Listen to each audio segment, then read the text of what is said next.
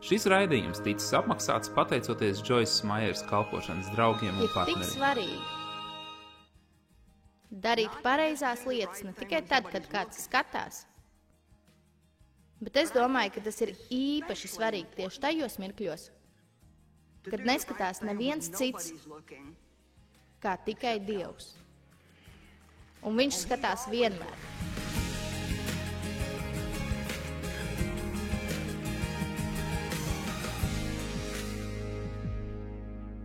Kad es uzsāku šo kalpošanu pirms 35 gadiem, Dievs ļoti spēcīgi ielika manā sirdī kādu lietu.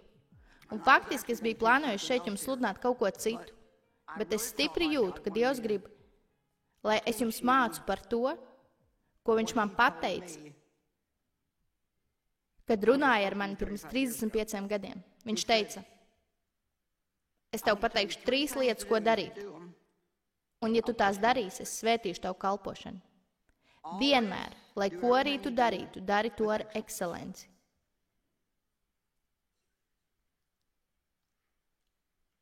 Vienmēr esi ar godpilnu attieksmi. Turi savu vārdu. Un nekad neizturies nepareizi pret naudu, kas iet caur tavām rokām kalpošanā. Viņš man teica tādas lietas, kā ielika manā sirdī tādas lietas, kā, ja tu piekrīti sludināt kādā mazākā draudzē, tad tu to arī darīsi. Tajā laikā mēs to saucām par nometnes tikšanos. Un apņemies to darīt, un ja nāk kāds daudz lielāks piedāvājums, tad turi savu vārdu un izpildi pirmo apsolījumu. Un tad viņš teica, un neielaid strīdus savā dzīvē, savā kalpošanā un savā laulībā. Nenāc sludināt, ja esi dusmīga.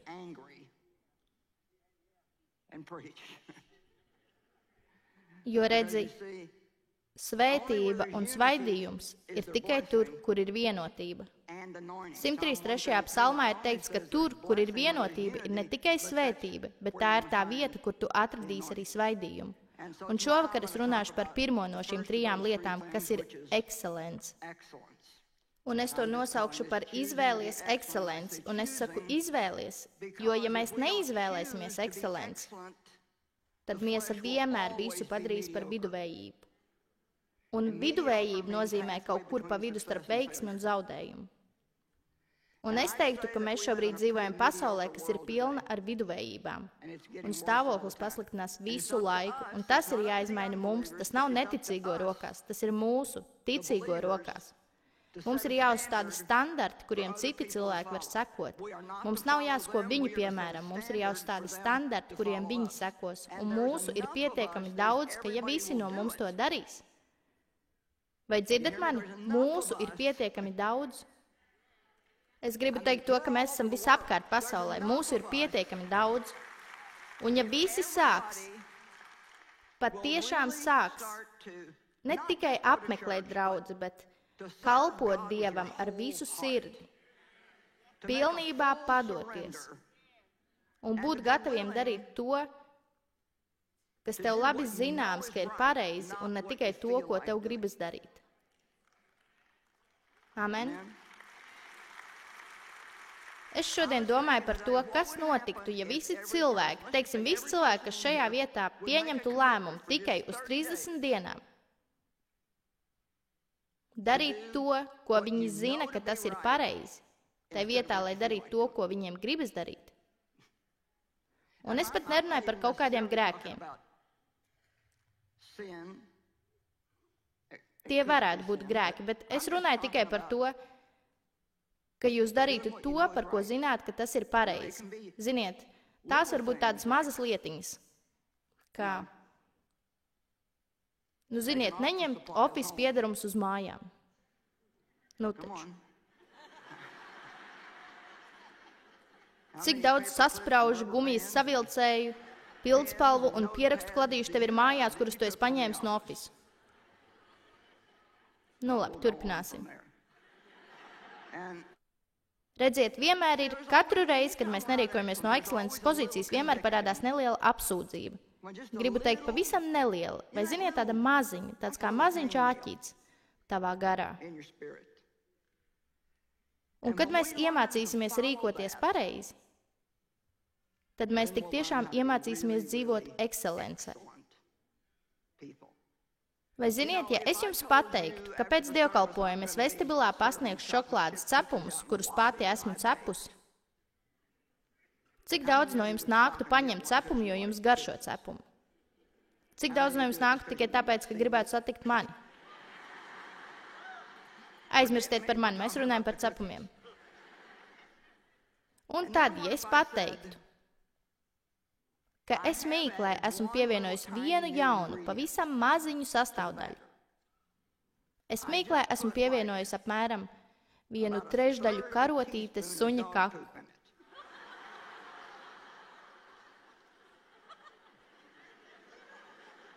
Taču tās ir iemaisītas visā lielajā mīklas blāķī, un jūs to nesagaršosiet. Tas ir tikai, cik daudz no jums vairs negribētu ņemt manus cepumus. Redziet, tieši no tā mums ir jāuzmanās pasaulē. Nu, taču vai saprotat mani? Mēs negribam būt kristieši, kuriem iekšā ir tikai nedaudz no pasaules. Tādi, kas svētdienās iet uz draudzi, bet visu pārējo nedēļu uzvedās kā pats velns. Vai arī mēs ejam uz draudzi svētdienās, un pēc tam pirmdienās mēs sēžam kopā ar visiem pārējiem kolēģiem darbā un tankojam par priekšnieku, sūdzamies, kurnam un murminam un žēlojamies. Mums jābūt ekscelentiem savā uzvedībā.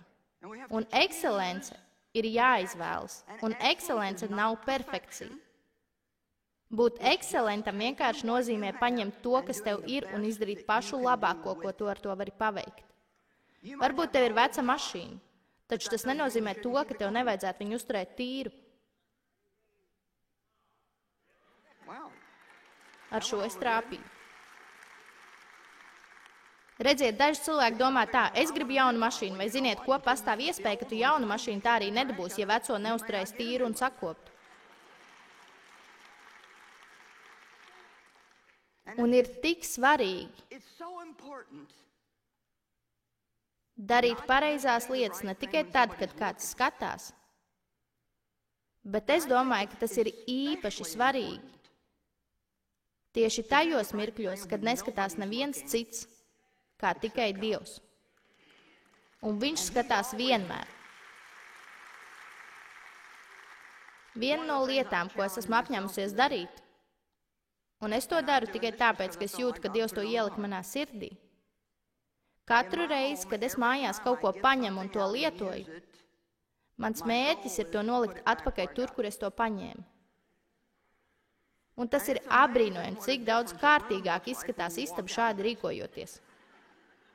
Es tik tiešām biju pārsteigta, jo saprotiet, mums sievietēm, kad ieejam vannas istabā, mums tur ir kosmētika un 3 dažādas ķemmes un fēns un matu taisnotājs un losjoni un kremi, un jūs jau zināt visas tās lietas.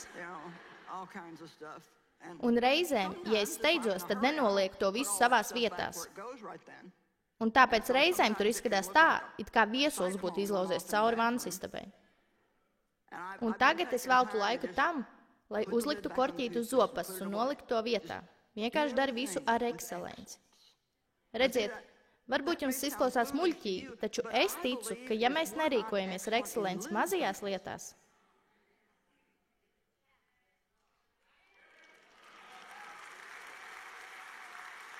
tad mēs tā arī nekad nevarēsim būt ekscelenti lielajās lietās. Mums tas ir jāizvēlas. Ziniet, mums ir šie mazie ieraksti Instagramā un arī Facebookā. Un mana komanda, es to nedaru, mana komanda pievieno virsrakstu šiem ierakstiem. Un tam vienmēr ir kāds sakars ar to, ko es mācu, taču tas parasti nav dievkalpojuma nosaukums. Un man tā patīk skatīties, cik daudzi cilvēki skatās kādus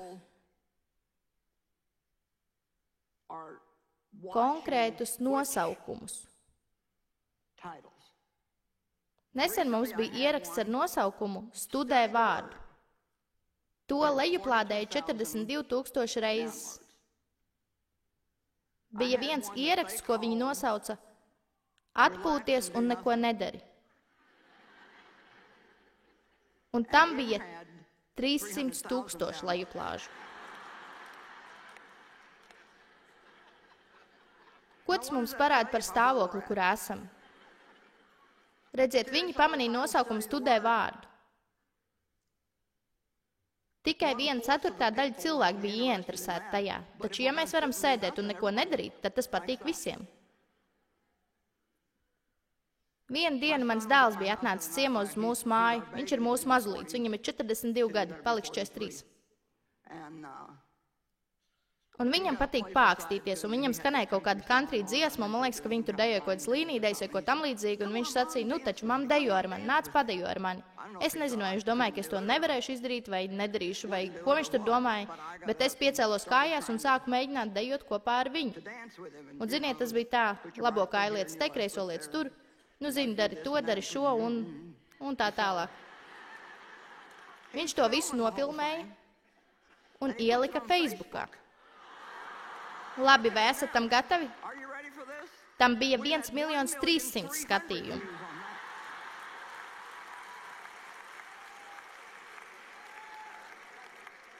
Tas tiešām ir smieklīgi, taču tas man tracina, ka cilvēki ir vairāk ieinteresēti skatīties to, kā es muļķojos, nekā gatavi mācīties Dievu vārdu. Varbūt esmu izvēlējusies nepareizo karjeru, varbūt man jāsāk nodarboties ar dejošanu, es nezinu. Bet iemesls, kāpēc es jums to stāstu, ir tāds, ka tas mums parāda stāvokli, kādā ir cilvēki. Un tas rada bažas. Faktiski manās acīs tas ir biedējoši.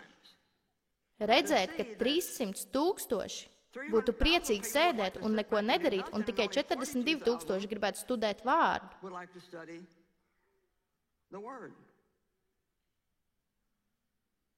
Bībelē 2. korintiešiem 5:20 ir teikts, ka mēs esam Kristus vēstnieki. Un vēstnieks ir kādas citas valsts, vai arī kādas citas karalistes, vai kādas citas personas pārstāvis. Un man patīk, kāds ir pateikts paplašinātajā Bībeles tulkojumā 2. korintiešiem 5:20. Mēs esam Kristus personīgie pārstāvi. Vienkārši to satveriet. Mēs esam viņa personīgie pārstāvi, un viņš vēršās pie pasaules caur mums. Tas ir spēcīgi. Un tas nozīmē to, ka es nevaru vienkārši iet un darīt visu, balstoties uz savām sajūtām. Man ir jāizvēlas darīt to, ko es zinu, ka man būtu jādara. Miesa ir stipra, un tā tev vilks nepareizajā virzienā.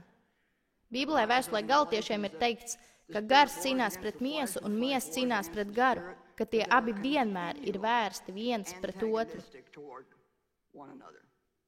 Un tāpēc velns vienmēr mēģinās darboties caur tavu miesu, kas ir tavs ķermenis, un caur to tavas dvēseles daļu, kas nav krustā sista un vēl nepieder Kristum. Un mūsu gars ir dziļākā vieta, kur mājo Kristus. Un ja mēs sekosim miesai, tad lielākajā daļā gadījumā mēs rīkosimies nepareizi. Var pat gadīties, ka tas nav kaut kas grēcīgs, bet tas būs kaut kas tāds, kas, piemēram, teiksim, ka tev uz mašīnas ir uzlīmīta pasmaidi, Jēzus tev mīl, taču tu pārkāp braukšanas ātrumu. Tādā gadījumā būtu bijis labāk noņemt to uzlīmīti no savas mašīnas. Amen.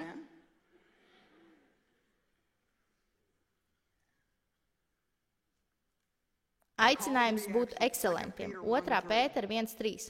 Tā ir daļa no aicinājuma mūsu dzīvē. Tā nav tikai tāda maza modīga ideja.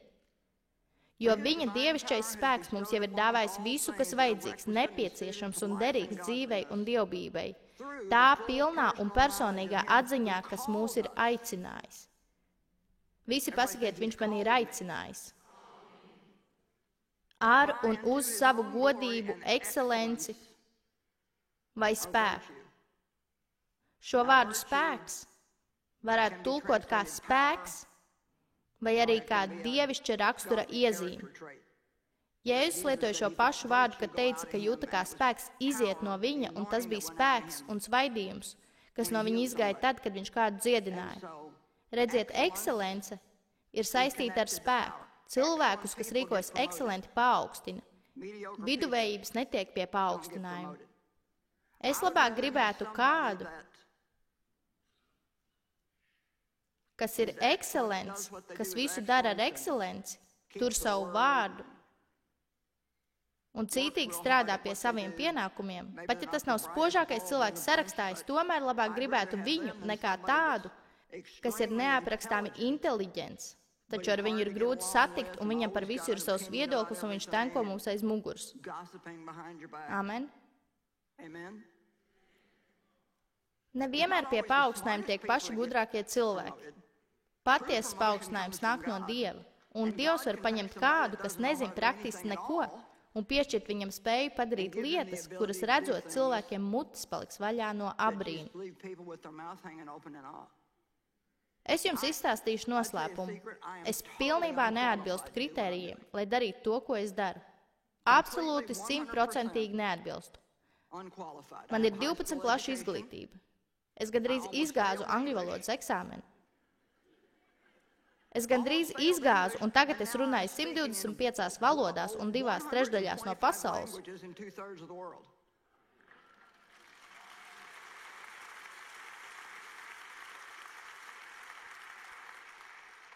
Man tīri labi padevās rakstīšana, un mani skolotāji gribēja, lai es eju uz žurnālistiem. Bet tāpēc, ka mans tēvs mani seksuāli izmantoja, viss, ko es gribēju, bija ātrāk tikt projām no mājas, dabūt darbu un spēt pašai parūpēties par sevi. Tāpēc es neaizgāju uz žurnālistikas skolu, taču pār mani nāca Dieva svaidības, un es esmu sarakstījis 150 grāmatas. Tātad. Un es to visu nesaku, lai palielītos. Es tev cenšos pateikt to, ka runa nav par to, cik gudrs tu esi, vai arī kāda tev ir izglītība. Manuprāt, iegūst cik vien augstu izglītību var, ja tā ir laba. Es nekādā ziņā neesmu pret to. Es vienkārši runāju par tādiem parastiem ļaudīm kā es. Es jums vienkārši saku, ka Dievs skatās uz jūsu sirdi. Un viņš skatās uz tādām lietām, kā vai tu būsi ekscelents tad, kad neviens neskatās, vai esi gatavs upurēties, vai tu viņam kalposi pat tad, ja tev par to nemaksās. Vai zini, es atceros, kā pirms daudz gadiem. Es gribu teikt, ka cilvēki pieteicās palīdzēt visās jomās. Bet gadiem ejot, situācija ir nonākusi līdz tam, ka cilvēki pat pakustēties negrib, ja viņiem par to nemaksā. Un mums vajadzētu atgriezties pie tā, ka mēs kalpojam Dievam, tāpēc, ka mēs viņu mīlam, un nevis kādu citu iemeslu dēļ.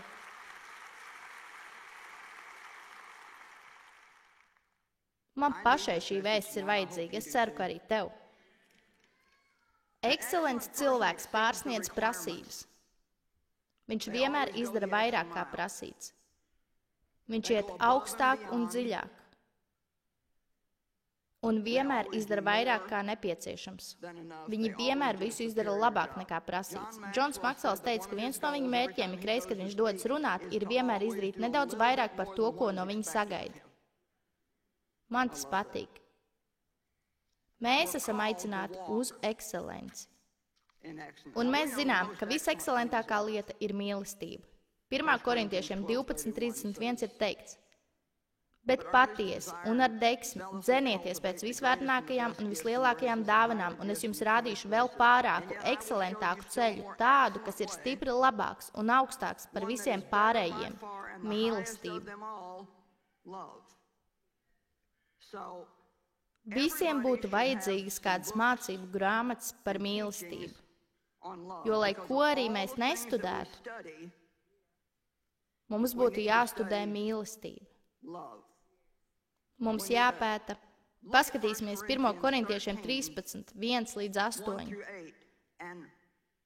Un dziļi jāieskatās tajos vārdos un jāpavaicā sev, vai es esmu pacietīgs, vai esmu laipns, vai esmu pazemīgs, vai esmu gatavs atteikties no savas taisnības, vai esmu dusmīgs uz kādu. Cik ātri es māku piedot? Vai esmu viegli aizskarams? Vai esmu viegli aizvainojams? Vai es vienmēr ticu tam labākajam? Mums tas nopietni jāņem vērā. Jēzus teica, vienu jaunu bausli es jums dodu.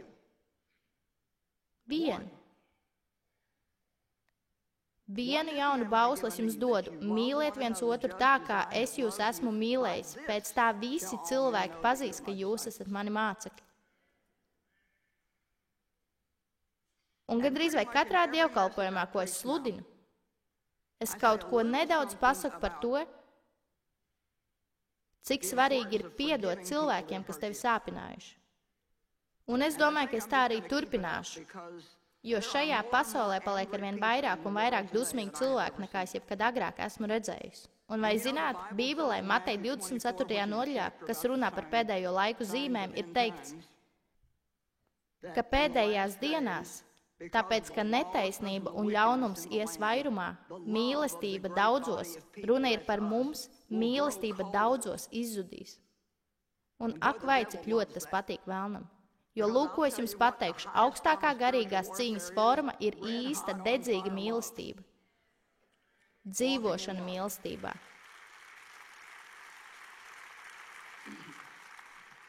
Saprotiet, es esmu daudz strādājusi pie šīs mīlestības padarīšanas, jo es jums teikšu, es nebiju diezko mīlošs cilvēks. Un es esmu studējis mīlestību jau ilgu laiku. Un lūk, ko es tev pateikšu, man nav spēka būt dusmīgai. Jūs teiksiet, tas cilvēks, kas man sāpināja, nav pelnījis piedošanu. Nu, pat ja arī nav pelnījis, to es pelnījis mieru. Amen. Lūdzu, lūdzu, lūdzu, ja tu uz kādu dusmojies, dari to, ko saka paplašinātā Bībele. Met to nost, atstāj to un palaid vaļā.